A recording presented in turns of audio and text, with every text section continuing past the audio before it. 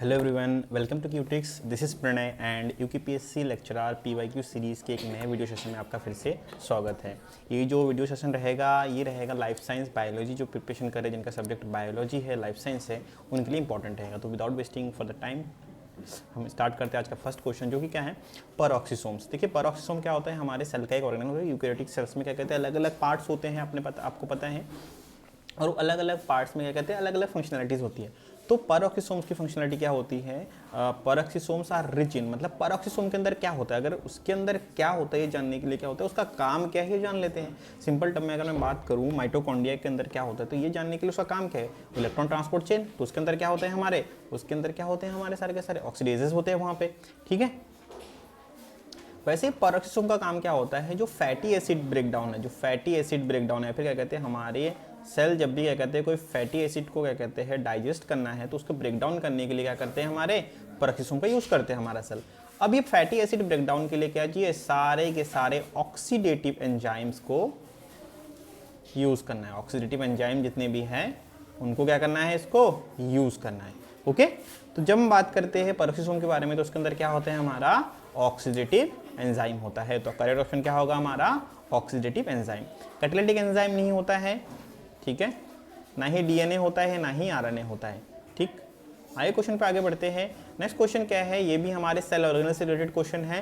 क्या है कि Golgi complex found in, Golgi complex कहाँ मिलता है। सबसे पहला क्वेश्चन बात कर रहे हैं गोल्गी कॉम्प्लेक्स, तो ऑप्शन नंबर ये क्या है कि ऑल दी सेल्स। तो देखिए ये क्या कहते हैं, स्टार्ट में जब क्या कहते हैं सेल ऑरिजिनेट हुआ, जब लाइफ ऑरिजिनेट हुई अर्थ पे, तो क्या थे, दो टाइप के, सॉरी प्राइमरी टाइप के प्रिमिटिव सेल्स थे, ठीक है, प्रिमिटिव टाइप के सेल्स थे, प्रिमिटिव सेल्स थे,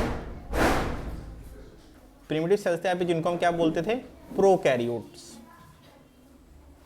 मतलब ये वो सेल थे जिनके अंदर मेम्ब्रेन बाउंड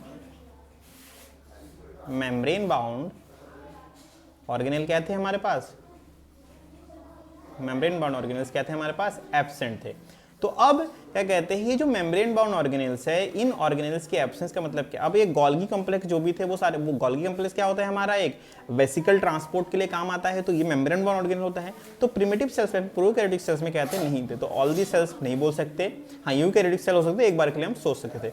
अब क्या कह रहे हैं, all the cells except RBCs, all the cells except RBCs. अब देखिए आरबीसी का बात इसलिए आते हैं क्योंकि आपको पता है क्या कहते हैं, जो आरबीसी होती है, आरबीसी का मेन काम क्या होता है, आरबीसी का मेजर फंक्शन होता है हमारा ट्रांसपोर्ट ऑफ न्यूट्रिएंट बोल लो या फिर गैसेस बोल लो, न्यूट्रिएंट एंड गैसेस बोल लो, ऑक्सीजन का, ऑक्सीजन नहीं बोलेंगे ना, बहुत सारे गैसेस का, न्यूट्रिएंट्स एंड, सिंपल टर्म में इसको ट्रांसपोर्ट ऑफ गैसेस वगैरह ना करके हम इसको सिंपल टर्म में बोल देते हैं, इसको बोल देते हैं क्या, हम इसको बोलते हैं कैरियर। ये क्या होता है हमारा एक टाइप का, ये होता है कैरियर। अब जब भी कोई कंटेनर कैरी करेगा किसी चीज को, तो उसका क्या होना जरूरी है, उसका खाली होना जरूरी है। इसीलिए जो आरबीसी होता है, आरबीसी जनरली क्या होता है, एक मेम्ब्रेन बाउंड ऐसा सेल होता है जो कि क्या होता है उसके अंदर, वो अंदर ब्लैंक होता है, मतलब सेल ऑर्गेनल के डिपार्टमेंट ब्लैंक होता है, उसके अंदर भरे होते हैं गैसेस, भरे होते हैं उसके अंदर, न्यूट्रिएंट्स भरे होते हैं, जो भी डाइजेस्ट करने के बाद जो भी न्यूट्रिएंट्स आए वो सारे के सारे भरे होते हैं, जिसको एक्रीट करना, वो सारा का सारा ट्रांसपोर्ट का काम कौन कर रहा होता है, मेजर काम आरबीसीज कर रहे होते हैं, ठीक है। अब आप सोच रहे हो क्या कहते हैं कि तो फिर ब्लड के सैंपल से किस तरीके से डीएनए कैलकुलेट करते हैं, तो डीएनए कैसे कैलकुलेट करते हैं ब्लड के सैंपल से, क्योंकि ब्लड में सिर्फ आरबीसी नहीं होते, उसके अंदर क्या होता है, प्लाज्मा होता है, डब्ल्यूबीसी होते हैं, और तो वो सारे के सारे सेल के अंदर क्या होता है हमारा न्यूक्लियस होता है, और वो सारे के सारे के पास डीएनए मटेरियल होता है। ओके, तो क्या कहते हैं, जो क्या कहते हैं गैसेस और इन चीज के लिए क्या होता है, ब्लैंक होता है। तो हाँ उसके अंदर गोल्गी कॉम्प्लेक्स नहीं होता है, लेकिन ऑल दी सेल्स नहीं बोल सकते, क्योंकि ऑल दी सेल जैसे बोलेंगे वो क्या आ जाएगा हमारा, प्रोकैरियोटिक सेल्स आ जाएगा, ठीक है।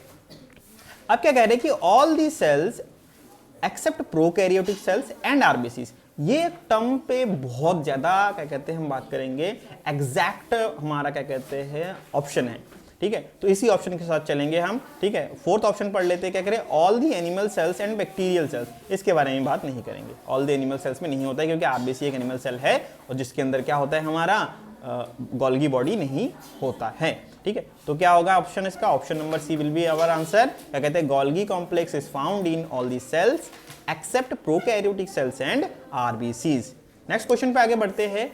Most human cells are surrounded by aqueous solution cells, sorry aqueous solution called. ये भी एक सेल बायोलॉजी का एक छोटा सा, क्या कहते हैं, हम सेल बायोलॉजी बोले फिर टिश्यू मॉर्फोलॉजी के बारे में बात करें तो वहां पे कहते हैं कि जो सेल के बीच में होता है, जैसे ये सेल है, ये सेल लाइन है, ठीक है, यहाँ पे सेल है, तो सेल के अंदर क्या होता है हमारे पास, यहाँ पे ये तो कनेक्टेड टिश्यू भी होती है इसके अंदर ना, यहाँ पे कनेक्टेड टिश्यू भी होता है, लेकिन जब सेल के अंदर बहुत मिनिमल गैप होती है तो उस टाइम पे क्या होता है हमारे पास, ये जो सेल होती है इन सेल के बीच में क्या होता है, लिक्विड, सेल तो एक दूसरे जुड़े होते हैं, ठीक है, लेकिन कुछ कुछ जगह पे टेंडन बने होते हैं ऐसे वाले, ठीक है, ये जुड़े होते हैं, पाइपलाइन जुड़ी हुई है, लेकिन उसके साथ साथ यहाँ पे गैप होता है, इन गैप को फिल करता है एक लिक्विड, उस लिक्विड को बोलते हैं क्या, उस लिक्विड को बोलते हैं इंटरस्टिशियल लिक्विड, सॉरी फ्लूइड, ठीक है। तो जो क्या कहते हैं इंटरमेम्ब्रेन स्पेस है, क्या कहते हैं, दो सेल के बीच का जो गैप है उसमें क्या भरा रहता है हमारा, इंटरस्टिशियल फ्लूइड। प्लाज्मा कहां पे होता है हमारा, जनरली प्लाज्मा होता है हमारा ब्लड में, जो कि क्या करता है हमारा WBC और RBC के लिए बैकग्राउंड है, फिर बेस का काम कर रहा होता है, WBC प्लस RBC के बेस का काम कर रहा होता है। सीरम क्या होता है, या तो ब्लड का कोई थिन पार्टी, थिन कर देंगे वो सीरम हो गया, फिर कोई क्रीम वगैरह वो सारी चीजें सीरम हो गई, ठीक है। लिम्फ क्या होती है, लिम्फ हमारी बॉडी में क्या कहते हैं एंटीबॉडी, या फिर कहते हैं टी सेल बी सेल को क्या कहते हैं antibody, T cell B cell के लिए वो वहां पे जनरेट करती है। हमारी बॉडी में लिम्फोसाइट्स होते हैं, लिम्फोसाइट्स होते हैं ना, तो वो लिम्फोसाइट कहाँ पे होते हैं, लिम्फ से आते हैं, ठीक है, लिम्फ ग्लैंड्स होती है हमारी बॉडी में। तो यहाँ पे समझ में आ गया आपको। अच्छा, डाउट अगर ऐसा लग रहा है कि कुछ डाउट है तो क्वेश्चन अपने कमेंट में पूछ देना है, आपने बिल्कुल शर्माना नहीं है, ओके। मैं हमेशा बोलता हूँ कि कुछ भी डाउट है इस क्वेश्चन से रिलेटेड, पहले के क्वेश्चन से रिलेटेड, कोई अदर क्वेश्चन है जो मैंने यहाँ पे कवर नहीं किया है, वो भी सारे डाउट आपने कहते हैं कमेंट सेक्शन में आप पूछ सकते हो, ठीक है। मैं ट्राई करूंगा जितना जल्दी हो सके उतना जल्दी रिप्लाई करने का, ओके। नेक्स्ट क्वेश्चन पे आगे बढ़ते हैं कि who propounded the cell theory. देखिए सेल थ्योरी मतलब क्या है कि जब स्टार्टिंग में सेल क्या कहते हैं, सेल की डिस्कवरी हुई, सेल को इन्वेंट नहीं कर सकते थे ना, सेल की क्या हुई, सेल की जब डिस्कवरी हुई, ठीक है, डिस्कवरी हुई, तो डिस्कवरी किसने करी थी, कहते हैं कि रॉबर्ट हुक ने करी थी, रॉबर्ट हुक ने करी थी। एंटोन वॉन लुवेनहॉक थे, Anton von लुवेनहॉक, Anton von Leeuwenhoek ने क्या करा था, इन्होंने भी देखा था सेल को, और इन्होंने क्या कहता अपना खुद का बनाया एक माइक्रोस्कोप से के थ्रू उन्होंने देखा था। तो एंटोन वॉन लुवेनहॉक और रॉबर्ट हुक ने क्या करा था, सेल को देखा था, बट उसके बाद क्या कहते हैं, जब हम बात करते हैं रॉबर्ट हुक का काम क्या था, उन्होंने कहते डिस्कवरी करी थी, हाँ देखा था कि हाँ कुछ है दुनिया में जो छोटा छोटा होता है, उन्होंने कॉर्क में देखा था, वहीं पे एंटोन वॉन लुवेनहॉक ने माइक्रोस्कोप बनाया और माइक्रोस्कोप के थ्रू अपना माइक्रोस्कोप से देखा कि वो क्या कहते हैं, जो पॉन्ड वाटर में उन्होंने देखा कि प्रोटोजोन्स वगैरह उसके अंदर मूव कर रहे हैं, ठीक है। उसके बाद क्या कहते हैं एंटोन वॉन लुवेनहॉक का काम भी हो गया, ठीक। उसके बाद क्या है हमारे पास, मेंडल का काम तो सारा का सारा जेनेटिक के ऊपर है, हमने पढ़ा होगा, फादर ऑफ जेनेटिक्स बोलते हैं इनको, ठीक है। मेंडल को क्या बोलते हैं हम, फादर ऑफ जेनेटिक, ओके। तो इनका सारा का सारा काम किस पे है, जेनेटिक पे है। अब बचे हमारे पास श्लीडन एंड शॉन, इनको बोलते हैं श्लीडन एंड शॉन।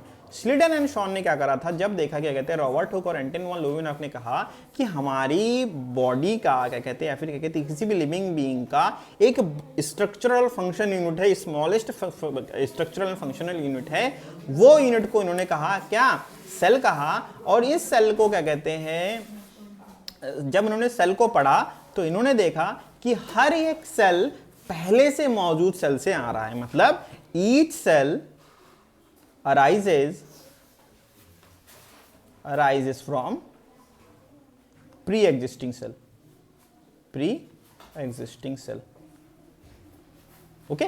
मतलब हर सेल पहले से मौजूद सेल से बना है, तो इसी को, और यही चीज को क्या कहते हैं, इसी को कहते हैं सेल थ्योरी। समझ में आ गया। तो श्लीडन एंड शॉन ने क्या दिया था, हमारा सेल थ्योरी दी थी, और जो क्या है हमारा कि हर एक सेल पहले से मौजूद सेल से ही आता है, ओके।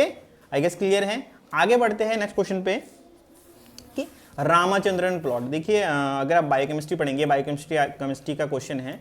अब जब बायोकेमिस्ट्री पढ़ते हैं तो बायोकेमिस्ट्री में सबसे मेन क्या होती है हमारे पास, प्रोटीन के बारे में बात करते हैं, एंजाइम्स के बारे में बात करते हैं, ठीक है। उसके बाद क्या कहते हैं एनर्जी एफिशिएंसी, फिर क्या कहते हैं कार्ब्स के बारे में बात करते हैं, और फिर फैट्स प्लस लिपिड के बारे में बात कर रहे होते हैं, ठीक है। तो प्रोटीन एंजाइम्स, प्रोटीन और एंजाइम दोनों सेम है, कार्ब्स और फैट लिपिड्स भी दोनों के दोनों ऑलमोस्ट सेम है, ठीक है, क्योंकि ये सारे के सारे एनर्जी प्रोवाइडिंग है, ये क्या कहते हैं बॉडी बिल्डिंग या फिर क्या कहते हैं रिएक्शन में कैटलिस्ट का काम कर रहे होते हैं। तो प्रोटीन और एंजाइम, एंजाइम्स के all enzymes are protein, all एक क्रम है, हालांकि exception, there is one exception जो कि आरएनए वाला आता है, तो वो अभी नहीं लेते हैं। ऑल एंजाइम्स आर जनरली क्या होते हैं हमारे प्रोटीन होते हैं, ठीक है, but not all proteins are enzymes, ये हमेशा याद रखना। अब क्या कह रहे हैं कि जो रामाचंद्रन प्लॉट है, तो रामाचंद्रन प्लॉट ने क्या करा था कि जब देखा क्या कहते हैं जो प्रोटीन है, प्रोटीन का उन्होंने स्ट्रक्चर देखा, तो प्राइमरी स्ट्रक्चर मैंने बता रखा है इससे पहले वाली क्लासेस में बता चुका हूं मैं, ठीक है। तो सपोज करते हैं कि ये सारे के सारे अलग अलग हमारे पास अमाइनो एसिड के जुड़े हैं, ये गोल गोल वाले ना, मैं लिख दे रहा हूँ, टायरोसिन बोल रहा हूँ, थ्रियोनिन हो गया, वो ट्रिप्टोफैन हो गया, टायरोसिन हो गया, आर्जिनिन हो गया, एस्पाराजिन हो गया, ठीक है, ग्लूटामिक एसिड हो गया, ठीक है, एस्पार्टिक एसिड हो गया, सारे के सारे नाम लिख दिए मैंने। अब ये क्या हो, इसको बोलते हैं प्राइमरी स्ट्रक्चर, इसको क्या बोलते हैं हम, प्रोटीन का प्राइमरी स्ट्रक्चर। 1 डिग्री मतलब प्राइमरी स्ट्रक्चर, ओके।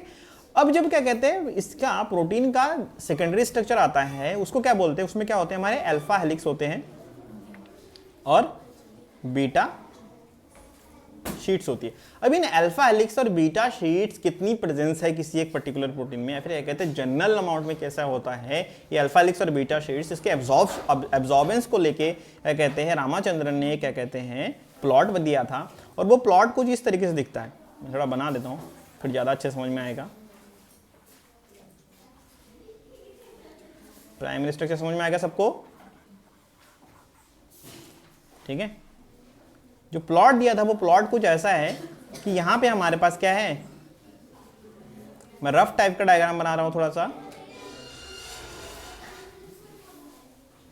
4 बॉक्सेस थे इस प्लॉट में, ठीक है, 4 बॉक्सेस थे इस प्लॉट में। अब इधर वाले एंगल को बोलते हैं साई एंगल, इधर वाले एंगल को बोलते हैं फाई एंगल। 2 एंगल थे हमारे पास, साई एंगल और फाई एंगल। स्टार्ट होता है 180 डिग्री से, 0 डिग्री पे खत्म होता है, ठीक है। ये पॉजिटिव वाला पोर्शन, नेगेटिव वाला पोर्शन, क्या बोलेंगे इसको, यहाँ पे 180 डिग्री, ठीक है। ये पॉजिटिव वाला पोर्शन 0 डिग्री, 180 डिग्री, ठीक है, ये इस तरीके से। अब इस रामाचंद्रन प्लॉट में क्या कहते हैं लेफ्ट हैंडेड अल्फा हेलिक्स, ठीक है, right handed alpha helixes,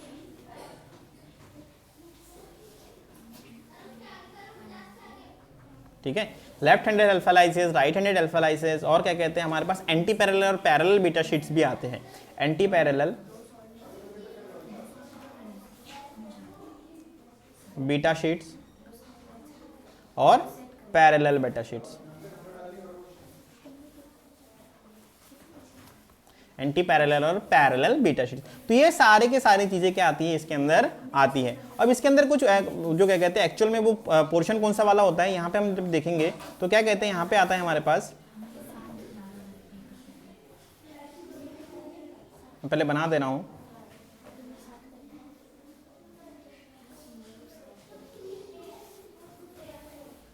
Ramachandran plot से ना बहुत सारे क्वेश्चन आते हैं। आप जब क्या कहते हैं इन फ्यूचर आप क्या कहते हैं क्वेश्चन, यहाँ पे तो चलो ठीक है कुछ छोटे छोटे क्वेश्चन आ रहे हैं, बट रामाचंद्रन प्लॉट के साई और फाई एंगल से रिलेटेड बहुत क्वेश्चन आते हैं। तो इसका ये वाला प्लॉट, अगर आपने ये वाला डायग्राम आपके दिमाग में है तो आपने कहते हैं पॉजिटिव नेगेटिव साइन आपने याद कर रखा है, आपको दिमाग में ये वाला समझ में आ गया कि एक्चुअल में कहाँ पे क्या चीज़ हो रही है, तो आपने क्या कहते हैं आगे जाके सारे के सारे रामाचंद्रन प्लॉट से रिलेटेड क्वेश्चन आप वहाँ पे कर सकोगे, ठीक है। इसी के अंदर कहाँ पे आता है, इसी पोजिशन पे इस जगह पे आता है हमारे पास बीटा शीट्स, ठीक है। इस जगह पे क्या आता है हमारे पास, ये रेड वाले पोर्शन हमारे पे क्या है, बीटा शीट्स है, ओके। अरे ये है हमारे पास अल्फा हेलाइसिस, ये है हमारे पास अल्फा हेलाइसिस, ये भी हमारे पास अल्फा हेलिक्स है, ये हमारे पास बीटा शीट्स है, ठीक है। अब इसी के अंदर क्या होता है, एक पोर्शन होता है जिसमें क्या होता है हमारे पास एंटी पैरेलल है और एक पोर्शन हमारे पास बीटा पैरेलल बीटा शीट्स है। यहाँ पे अल्फा हेलिक्स इधर वाला पोर्शन जिसमें दोनों के दोनों माइनस है, ये क्या हमारे पास लेफ्ट हैंडेड है, वहीं पे दोनों के दोनों यहाँ पे पॉजिटिव है इसके डिग्री, तो उसको उसमें क्या कहते हैं, इसके फाई और साई एंगल क्या है हमारे पास, इस फाई और साई एंगल पे बहुत क्वेश्चन आएंगे, ठीक है। जब दोनों के दोनों पॉजिटिव है तो वो क्या है हमारे पास राइट हैंडेड है, ठीक है। तो राइट हैंडेड का मतलब क्या है कि जब हमने बात करी ये हमारे पास सपोज करते हैं कि हमारे पास एक क्या कहते हैं अल्फा हेलिक्स है, ठीक है। तो ये राइट हैंडेड है लेफ्ट हैंडेड, ये कुछ इस तरीके से, तो अगर ये मूव कर रहा है ऐसे ठीक है, तो क्या है हमारे पास, ये लेफ्ट हैंडेड है। वहीं पे क्या कहते हैं, अगर ये बीटा शीट्स कुछ इस तरीके से मूव कर रही है, ठीक है, अगर ये कुछ इस तरीके से इस डायरेक्शन मूव कर रही है, फिर anti clock sorry clock wise move कर रही है, तो वो क्या हो गया हमारा, वो हो गया हमारा राइट हैंडेड। तो इस चीज को डिनोट करने के लिए रामाचंद्रन ने प्लॉट दिया था कि कौन सा प्रोटीन में कौन से वाले अल्फा एलाइसिस राइट हैंडेड जाते हैं, कौन से वाले अल्फा एलाइसिस लेफ्ट हैंडेड जाते हैं। तो बीटा सॉरी फाई और साई एंगल के थ्रू उन्होंने समझाया था। ओके, मैं यहाँ पे ज़्यादा डिटेल में नहीं जानना चाहता था, बट फिर भी जितना हो सका मैंने आपको बता दिया। आई गेस इधर वाला, इधर कोने वाला आपको दिख नहीं रहा होगा, ठीक है, बट फिर भी मैं समझा दिया मैंने जितना क्या कहते हैं यहाँ पे पॉसिबल था इस क्वेश्चन के अकॉर्डिंग। ठीक है, तो क्वेश्चन कहता है कि Ramachandran plot is related to structure organisation of following molecule. Amino acid के लिए बात करते हैं, वहाँ पे वो करते हैं अल्फा एलाइसिस के बारे में, जिसके कहते हैं हमारा प्रोटीन के सेकेंडरी स्ट्रक्चर के बारे में बात करते हैं। ये भी याद रखना, प्रोटीन के सेकेंडरी स्ट्रक्चर के बारे में बात करता है वो, ना कि टर्शियरी, ना कि क्वाटरनरी, वो सिर्फ और सिर्फ सेकेंडरी स्ट्रक्चर अल्फा एलाइसिस और बीटा शीट्स के बारे में बात कर रहा होता है। ठीक है, नेक्स्ट क्वेश्चन पे आगे बढ़ते हैं। क्या कहते हैं, Svedberg's unit stands for measurement of the following. देखिए आपने क्या कहते हैं, जो श्वेटबर्ग यूनिट होता है ना, वो होता है एक्चुअल में किसके लिए, मेजरमेंट ऑफ द फॉलोइंग। क्या होता है, आपने कहते पढ़ा होगा, पहले देखा होगा आपने, आप जानते हैं कि श्वेटबर्ग यूनिट मतलब क्या कहते हैं, इसको डिनोट करते हैं एस से। आपने 70s 80s, फिर इसी में क्या कहते हैं 60s प्लस 40s, वहीं पे 50s प्लस 30s, ये सुना होगा नाम। ये सारे के सारे किसके पार्ट होते हैं, ये होते हैं हमारे राइबोसोम्स के पार्ट होते हैं, राइबोसोम के पार्ट होते हैं। तो ऑप्शन क्या होगा इसका, राइबोसोम होगा। ठीक है, और राइबोसोम को डिनोट कैसे करते हैं, उसके साइज को डिनोट कैसे करते हैं, 70s मतलब S मतलब श्वेटबर्ग्स यूनिट, 80s मतलब क्या है कि 80 श्वेटबर्ग्स यूनिट। अब आप सोच रहे हो कि 80s यहाँ पे है तो 50 प्लस 30 जोड़ के 70 तो हो नहीं रहे, तो इसको जोड़ना नहीं, इसके अंदर प्रोटीन और आरएनए क्वांटिटी, इसके अंदर प्रोटीन और आरएनए क्वांटिटी को मिला के उसको वो वाला यूनिट देते हैं। ठीक है, तो श्वेटबर्ग यूनिट वेट के अकॉर्डिंग पे नहीं आता है, वो उसके अंदर के आरएनए और प्रोटीन मॉलिक्यूल के ऊपर आता है। तो जैसे यहाँ पे अलग होता है, तो अलग होने के बाद इसको स्टेबलाइज करने के लिए अलग अलग प्रोटीन चाहिए होती है, तो उस प्रोटीन के आते ही क्या कहते हैं, इसका साइज बड़ा छोटा होता रहता है। ओके, यहाँ पे समझ में आ गया आपको। ठीक है, तो इसको बोलते हैं स्मॉल सब यूनिट, ये दोनों। अब ये 70s वाला किसमें होता है, ये होता है हमारे पास प्रोकैरियोट के राइबोसोम में। प्रोकैरियोट के अंदर भी तो आपका क्या कहते हैं, क्या होगा, डीएनए सॉरी प्रोटीन बनेगा ना, प्रोटीन तो बनेगा ही बनेगा। राइबोसोम क्या कहते हैं, कोई मेम्ब्रेन बोर्ड ऑर्गेनल है नहीं, तो प्रोकैरियोट में जब क्या कहते हैं बनता है, जो प्रोटीन बनाता है, प्रोटीन की सिंथेसिस होती है, वो कौन करता है, हमारा 70s राइबोसोम। ये चीज़ याद रखना। हाँ, राइबोसोम लिख रहा हूँ मैं, यहाँ पे होना चाहिए, क्या होना चाहिए यहाँ पे, प्रोकैरियोट्स, प्रोकैरियोट, और इनमें क्या होना चाहिए, ये क्या हमारे पास, यूकैरियोट्स का। तो 80s वाला किसका होगा, यूकैरियोट्स का होगा। इसका स्मॉल सब यूनिट क्या होगा, 40s होता है, इसका स्मॉल सब यूनिट क्या होता है, 30s होता है। ठीक है, तो Svedberg unit stands for measurement of the following, ribosome, ना ही न्यूक्लिक एसिड, ना ही फैटी एसिड, ना ही प्लाज्मा मेम्ब्रेन। ठीक है, नेक्स्ट क्वेश्चन पे आगे बढ़ते हैं। क्या करें, exchange of chromosome segments, exchange of chromosome segments between maternal and paternal chromatids during meiosis. देखिए मियोसिस क्या होती है, एक सेल है हमारे पास, ठीक है, एक हमारे पास 2n सेल है। ठीक है, तो माइटोसिस में क्या होता है, एक 2n सेल से 2 2n सेल बनती है, लेकिन मियोसिस में क्या होता है, इस तरीके से डिवीजन होता है कि ये 2 2n सेल वापस बाद में क्या बनती है हमारे पास, 4 n वाली सेल बनती है। मतलब diploid cell, single diploid cell किसमें डिवाइड होते हैं हमारे पास, 4 हैप्लॉइड सेल में, 4 हैप्लॉइड सेल में। ठीक है, डाइप्लॉइड को जैसे हो गया, अब यहां पे ये वाला हो गया, लेकिन यहां पे क्या हो जाएगा हमारे पास, ये ऐसा हो जाएगा, ये कुछ इस तरीके से हो गया। ठीक है, तो मैंने एकदम डायरेक्ट बना दिया, ज्यादा इसमें डिटेल में नहीं घुसना है। अब क्या कह रहे हैं, जो क्रोमोसोम होता है, अब इसके अंदर प्रोफेज 1 होता है, एक होता है प्रोफेज, वही देखो ये दोनों के दोनों जो मेयोसिस के 2 स्टेज होती है, 2 बार डिवीजन होता है, वो prophase, anaphase, metaphase, telophase, prophase, anaphase, metaphase, telophase. तो लेकिन वो क्या होता है हमारा, प्रोफेज 1, मेटाफेज 1, टेलोफेज 1, एनाफेज 1, वैसे ही प्रोफेज 2, मेटाफेज 2, एनाफेज 2, टेलोफेज 2। अब प्रोफेज 1 के अंदर भी बहुत सारी स्टेज होती है। तो सबसे पहला स्टेज होता है इसके अंदर लेप्टोटीन,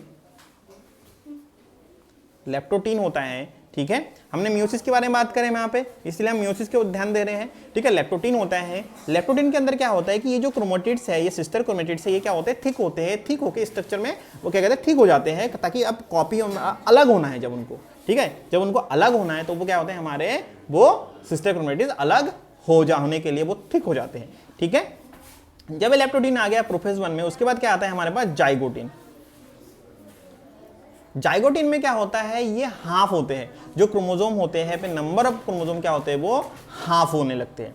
ठीक है, तो जाइगोटीन का काम क्या होता है हमारा, नंबर ऑफ क्रोमोसोम क्या होते हैं हमारे, हाफ होते हैं। और कैसे होते हैं ये मैटरनल और पैटर्नल क्रोमेटिड्स के बीच में क्या कहते हैं हमारे, एक्सचेंज, अभी सेगमेंट्स को एक्सचेंज नहीं करते हैं, वहां पे क्या होता है हमारा, मैटरनल पैटर्नल बीच में एक्सचेंज वाला स्टेज कौन सा होता है हमारा, वो एक्सचेंज वाला स्टेज होता है हमारा लेप्टोटीन। तो अगर इस वाले ऑप्शन में, इस वाले के चारों में से कहीं पे लेप्टोटीन लिखा होता तो हम बोल सकते हैं कि हाँ लेप्टोटीन वाला करेक्ट ऑप्शन है, बट क्योंकि लेप्टोटीन नहीं है, जाइगोटीन है, और जाइगोटीन में काम क्या होता है हमारा, जाइगोटीन में जो भी हमारे क्या कहते हैं, नंबर ऑफ क्रोमोसोम क्या होते हैं, नंबर ऑफ क्रोमोसोम क्या होते हैं, हाफ होने लगते हैं। ठीक है, तो जाइगोटीन हमारा नहीं होगा। अब बात कर लेते हैं नॉर्मल सिंपल टर्म के बारे में। क्या कह रहे हैं कि यहाँ पे पहला वाला ऑप्शन क्या है, सिनेप्सिस। सिनेप्सिस क्या होती है, जब दो न्यूरॉन्स के बीच में कनेक्शन होता है, जब दो न्यूरॉन हम एक दूसरे के साथ क्या कहते हैं हमारे पास, इंफॉर्मेशन को क्या कहते हैं, सिनेप्सिस क्या होती है, जब दो न्यूरॉन सेंटर क्या करते हैं, एक दूसरे के साथ लिंक होते हैं। तो ये हमारे पास न्यूरॉन का एक्सोनिक एंड है और एक डेंड्राइटिक एंड है।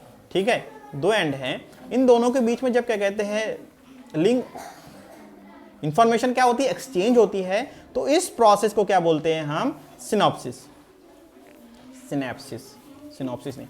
ठीक है, लिंकेज क्या होता है, जब डीएनए के अंदर, फिर जब क्रोमोसोम के अंदर क्या कहते हैं, मल्टीपल जीन होते हैं, मल्टीपल जीन होते हैं क्रोमोसोम के अंदर। ये मल्टीपल जीन जब एक दूसरे के साथ क्या कहते हैं, इस तरीके से जुड़े होते हैं, इनके बीच का जो लिंक होता है इसको बोलते हैं लिंकेज। लिंकेज मतलब क्या है कि अगर ये वाला जीन जाता है, मान लेते हैं कि इनके बीच में क्या हो रहा है हमारा, होमोलोगस रिकॉम्बिनेशन हो रहा है। ठीक है, तो ये वाला सपोजिटली ए जीन, बी जीन, सी जीन है, तो अगर ये सी जीन जाना है, सपोज करते हैं कि साइड में एक सिस्टर क्रोमेटिड है, उसमें जाना है, तो ये ए और बी दोनों को लेके जाएगा, तो इसीलिए इसको बोलते हैं क्या, लिंकेज वाला। ठीक है, इसको बोलते हैं लिंकेज, जब जीन से एक दूसरे से क्या होते हैं, लिंक्ड होते हैं, बिना एक दूसरे के वो आगे नहीं बढ़ेंगे। ठीक है, क्रॉसिंग ओवर क्या होता है, crossing over is the only process by which genetic material exchange from sister chromatids. ठीक है, होमोलोगस क्रोमोसोम के बीच में क्या होता है हमारा, सिस्टर क्रोमेटिड्स होता है। अब इन्होंने क्या किया है कि exchange of chromosome between maternal paternal chromatids. Maternal paternal chromatids क्या होते हैं हमारे पास, अगर सपोज करते हैं कि मैं एक ह्यूमन के बीच में क्या कहते हैं, एक ह्यूमन ओवा जाइगोट बन रहा है, तो उस टाइम पे क्या होगा, जो स्पर्म का न्यूक्लियस गया है वहां पे, तो उसके अंदर भी जितने भी क्रोमोसोम होंगे और ओवा के अंदर भी उतने ही क्रोमोसोम होंगे, दोनों के दोनों हैप्लॉइड है इस कंडीशन पे। तो नंबर ऑफ क्रोमोसोम सारे के सारे क्या होते हैं हमारे, पेयर में बनेंगे। तो number, chromosome number 1 of female, chromosome number 1 of male के साथ क्या होगा, वहां पे साइड बाय साइड आ जाएगा। ठीक है, और इसको क्या बोलेंगे हम, होमोलोगस क्रोमोसोम। ठीक है, इसको क्या बोलेंगे हम, इसको बोलेंगे होमोलोगस क्रोमोसोम। और जब इसको होमोलोगस क्रोमोसोम, तो इनके बीच में जब एक्सचेंज होता है, इसको क्या बोलते हैं हम, क्रॉसिंग ओवर।